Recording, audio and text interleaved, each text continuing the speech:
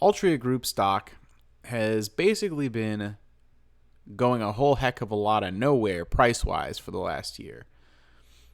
Basically sideways with a few little peaks and valleys along the way, but no real extreme volatility from this company. Their dividend yield approaches 10%, as they do raise their dividend every year. Like clockwork, as a dividend king, they have one of the longest streaks of any company currently in the market of doing so reliably. And frankly, they are a cash flow behemoth. They have multiple brands under their belt: Philip Morris USA, U.S. Smokeless Tobacco, John Middleton, and they recently acquired the vaping brand Enjoy. Their most recent dividend increase was 4.3% to 98 cents per share. If you're an income-oriented investor, that means you would get almost $100 every quarter just for hanging on to 100 shares of Altria Group. Wow, wow, wow. That's easy money, as they say. Granted, dividends are not simply free money. That does come out of Altria's funds that they have. So they could retain earnings, invest back into the business, but primarily this company interests income-oriented investors because of the reliable dividend payment. And frankly, one of the better ways for them to return value to shareholders as a pretty mature business is to just directly return the capital to you and let you decide what to do with it. They could also do buybacks, considering how cheap they are, and we'll take a look in a moment to see what they've been doing with that. Their financials show revenue of $25 billion for the previous fiscal year, basically flat from where they were 10 years ago. So revenue has not changed much for Altria. That's what I mean by a mature business. The revenue isn't going to be going up or down by like double digits each year. It's going to kind of stay pretty flat, at least for the time being, unless something drastic changes. Now, one thing I want to note is the gross profit. On the flat revenue, they've taken gross profit from about $10.5 billion to just over $14 billion in that 10-year period. That's pretty impressive. That means their gross margins have gone up. Talk about pricing power. That's one of Altria's strongest areas as a business, is their pricing power. So gross margins went from low 40s up to mid 50s. And that is how they have managed to basically both afford to make very bad investments in companies like Juul, but still continue to reliably grow this dividend every single year.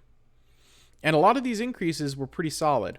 The last couple years were like 3.5%, 4.5%, but they've done some beefier raises in the past. Now, granted, I think as the dividend goes up, these increases are probably going to stay more in the 3.5%, 4%, maybe 5% range on a really good year.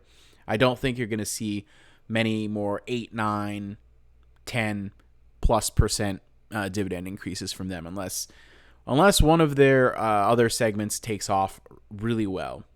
Hey, maybe vaping is the future and their latest acquisition, Enjoy, goes off like gangbusters, but barring that, I think we're probably in for modest dividend increases going forward. But even still, they have a really, really steady free cash flow. The last few years, it's been a hair over $8 billion pretty consistently. And they pay out roughly 80% of that in the form of dividends to their shareholders. Their shares outstanding have been decreasing steadily as well over the last 10 years. Slightly, a little bit here and there. 1% here, 2% there in buybacks, which, frankly, that's one of the best ways they can spend any excess cash that they don't use for the dividend. Because, hey, at these prices and the current dividend yield, they save 9% on any shares they buy back. That's really not a bad way to allocate money when they're cheap. So I'm happy to see the buybacks.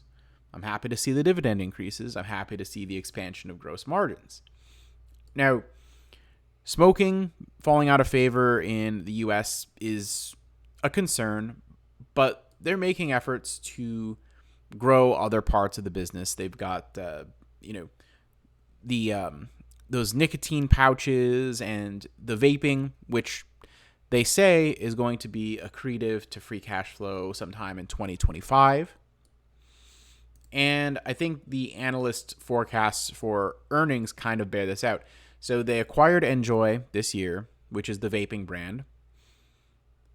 The next couple years for EPS growth seem like they're going to be pretty in line with what we've been saying the dividend growth might be, like a low to mid single digit, pretty modest. And then suddenly you see a jump to analyst projections for earnings in 2026. This is kind of in line with what we've heard from management regarding when Enjoy will be pretty well fully built out and distributed, and when they expect to start seeing a real return from that. Now, they said sometime in 2025, but probably the whole year of 2025 won't really see the fruit of that. It'll probably still be kind of in the runway stage, so to speak, in 2025, and then you'll see the results, hopefully, in 2026. Now, it's not a guarantee, but that's what management is guiding for, and I guess what analysts are probably taking into consideration on these projections. When it comes to valuation, well, if we take trailing 12 months of free cash flow, apply a discount rate of 11%, tangible book value is negative at the moment. And that's probably because of the fact, like, hey, they don't necessarily hold on to a lot of different physical assets on their balance sheet. Their brands, in a lot of ways, are probably their most valuable asset.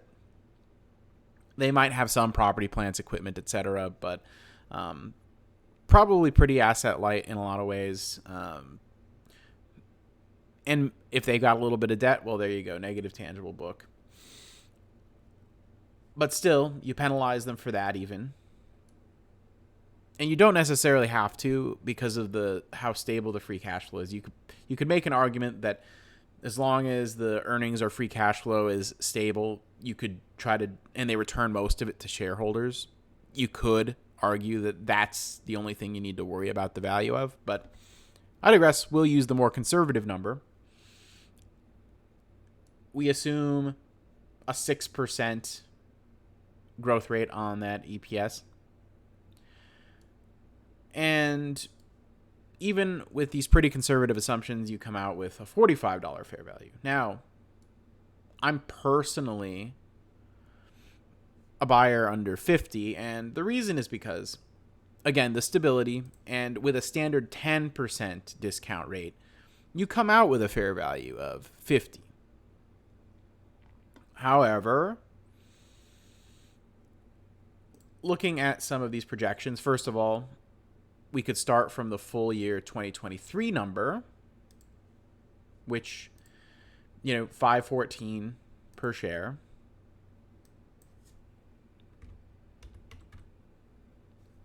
Okay. And apply a little bit of a higher growth rate because there's a pretty big jump according to the analysts in 2026. And, this is kind of more assuming that Enjoy kind of works out. I would say, call it 7.5. I mean, we can make an argument that this thing is high 50s, low 60s based on, some more positive results happening in the next few years. But again, I keep it a little bit more on the conservative side. So I'm really comfortable being below 50 on any additional shares of Altria Group for my own portfolio. It's kind of up to the individual. I've got shares of Altria all over the place, in my old Vanguard account, in my value account. I just happen to really like Altria. I like cash flow. I think cash flow is king, personally. Let me know what you think in the comments below about Altria Group. If you have any shares, what your cost basis is, what you think the actual value is today. Curious to hear your opinions on it. As always, jump in the Discord, link in the description. Always happy to discuss my portfolio and my ideas for investing there with like-minded people who are out to find the deals in the market. And as always, like if you liked it, subscribe to the channel for more, and catch us live every Saturday on Cashflow Kings. Link to the description there too. Take it easy, everyone. Have a wonderful weekend.